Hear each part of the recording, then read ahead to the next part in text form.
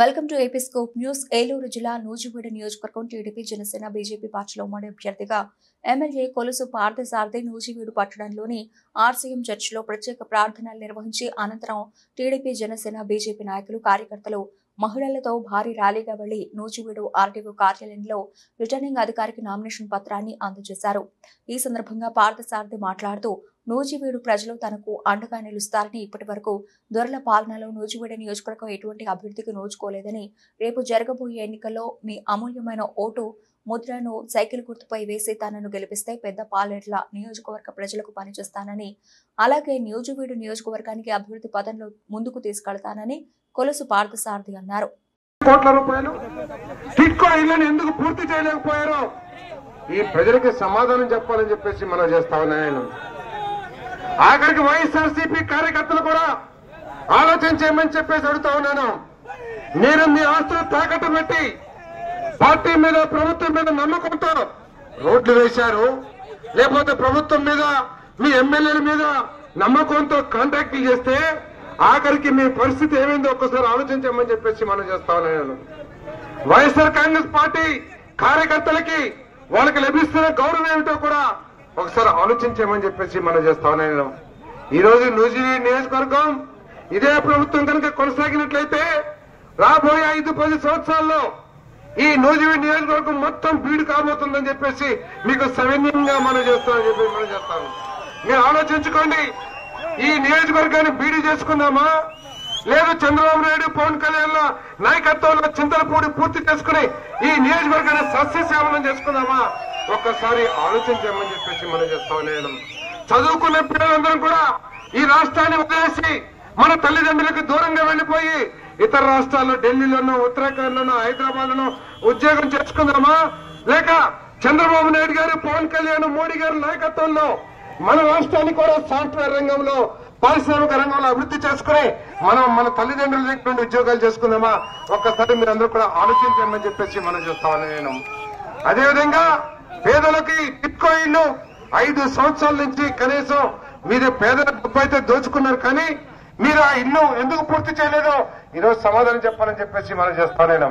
దయచేసి నూజివీడు ప్రజలందరూ కూడా కోరుకుంటున్నా, వైఎస్ఆర్ కాంగ్రెస్ పార్టీ నాయకులు వచ్చినప్పుడు మీ దృక్పథం ఏమిటి, చింతలపూడి కావాలా వద్దా, ఏమిటి టిట్కో ఇల్లు ఇస్తారా లేకపోతే టిట్కో ఇల్లుని కూల చేస్తారా అని మీరు ప్రశ్నించమని చెప్పేసి మిమ్మల్ని అందరూ కూడా కోరుకుంటామని చెప్పేసి మనం చేస్తాం.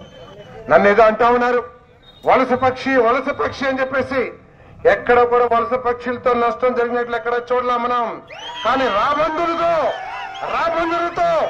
శవాలు పీక్కుతే రాబందులతో మాత్రం ఈ సమాజానికి మేలు జరగదని చెప్పేసి మీకు మనం చేస్తాను నేను.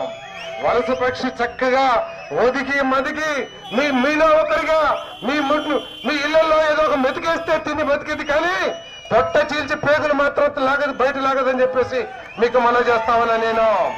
వలస పక్షి అయినా సరే నేను 3 సార్లు పెనమలూరు నియోజకవర్గ శాసనసభ్యుడిగా ఎన్నికయ్యాను. పెనమలూరుకు కూడా నేను స్థానికుని కాదు, నేను అక్కడ కూడా వలస పక్షే. కానీ 3 సార్లు నన్ను ఆదరించారు. 3 సార్లు నన్ను ఆదరించి నన్ను గెలిపించారు. ఎందుకు గెలిపించారు? నీలాగా పొట్ట చీల్చుకొని పేగులు మెల్ల వేసుకోవాలి, పేగులు తిన్నా నేను. ఆ నియోజకవర్గం కోసం, అభివృద్ధి కోసం పార్టీలకు అతీతంగా తెలుగుదేశమా లేదా జనసేన, టీడీపీ అని నేను చూడలా. నేను ప్రతి ఒక్కరికి కూడా అవసరం ఉన్న వాళ్ళందరికీ కూడా ఉపయోగపడ్డా. నేను తెలుగుదేశం వాళ్ళే నాకు ప్రతిపక్షం వాళ్ళైనా సరే, నన్ను ఓడగొట్టడానికి ప్రయత్నం చేసే వాళ్ళైనా సరే, వాళ్ళది న్యాయమైన కోరిక, న్యాయమైన అవసరం అయితే తీరుస్తానికి ముందుకెళ్ళాను. కానీ అతను ఏదో నన్ను ఓడగొడతానికో లేదా తెలుగుదేశం ఓటేశాడని వాళ్ళు ఎప్పుడు కూడా నష్టపడాలా, వాళ్ళు ఎవరి మీద కూడా కేసులు పెట్టలేదని చెప్పేసి మనం చేస్తాను.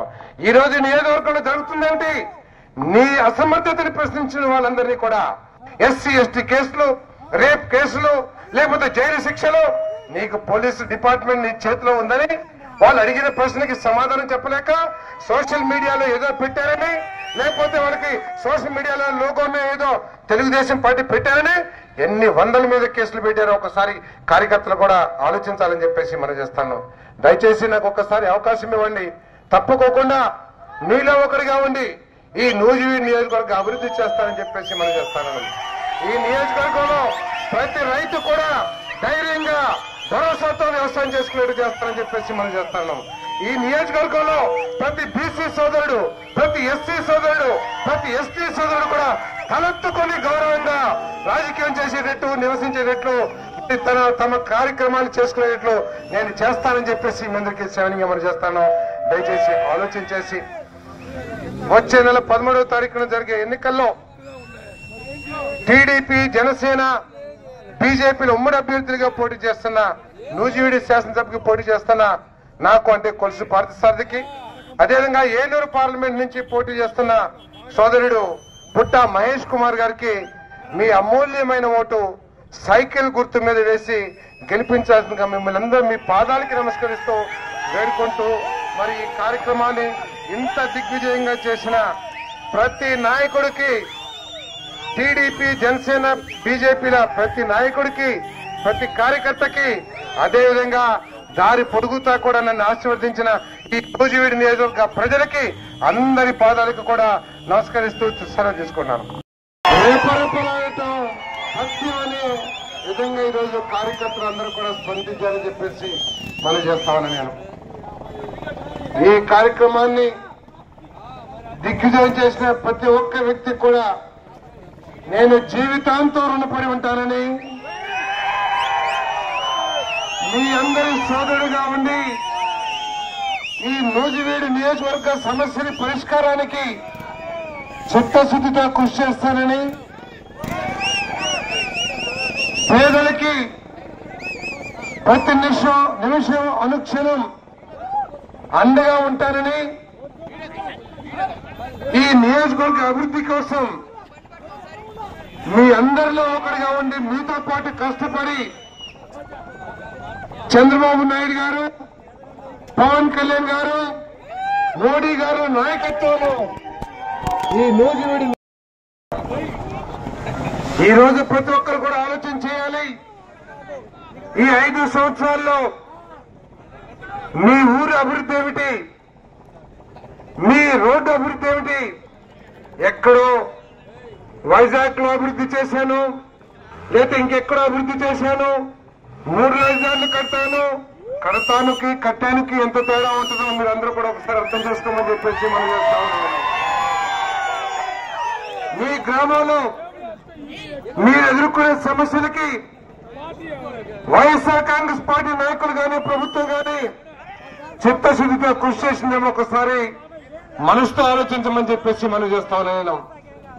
గ్రామాల్లో ఏదైనా అభివృద్ధి జరిగిందంటే త్రాగునీటికి సంబంధించి కానీ, రహదారులకు సంబంధించి కానీ అవన్నీ కూడా తెలుగుదేశం పార్టీ ప్రభుత్వంలోనే జరిగినాయి అని చెప్పేసి గ్రామాల్లో ప్రతి ఒక్కరూ చెబుతున్నారు. ఈ 5 సంవత్సరాల్లో మురికి నీరు బయటకు పోవటానికి కూడా కనీసం ఒక్క డ్రైన్ కూడా నిర్మించలేదంటే ఈ ప్రభుత్వ పరిపాలన ఏంటో ఒకసారి అర్థం చేసుకోమని చెప్పేసి మనం చేస్తా ఉన్నాం.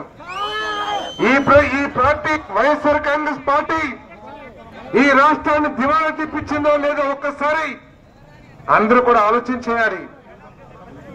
పేపర్లో చాలా గొప్పగా చెప్తున్నారు, మేము ఆర్థిక అభివృద్ధి సాధించాం, దేశంలో ఆర్థికంగా మేము బలంగా ఉన్నామని చెప్పేసి.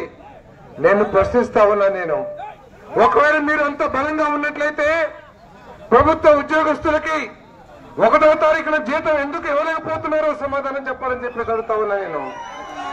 మీరు ఆర్థికంగా అంత బలంగా ఈ రాష్ట్రాన్ని తీసుకెళ్లినట్లయితే ఉద్యోగస్తుల రిటైర్మెంట్ బెనిఫిట్స్ ని రిటైర్మెంట్ రోజున పూలలో పెట్టి వాళ్ళకి ఎందుకు ఇవ్వట్లేదని చెప్పేసి అడుగుతా ఉన్నా నేను. మీరు ఆర్థికంగా అంత బలంగా ఉంటే చింతలపూడి ప్రాజెక్ట్ ని కనీసం 10 కోట్లు కూడా ఎందుకు ఖర్చు పెట్టలేదని చెప్పేసి ప్రశ్నిస్తా ఉన్నా నేను. మీరంతా ఆర్థికంగా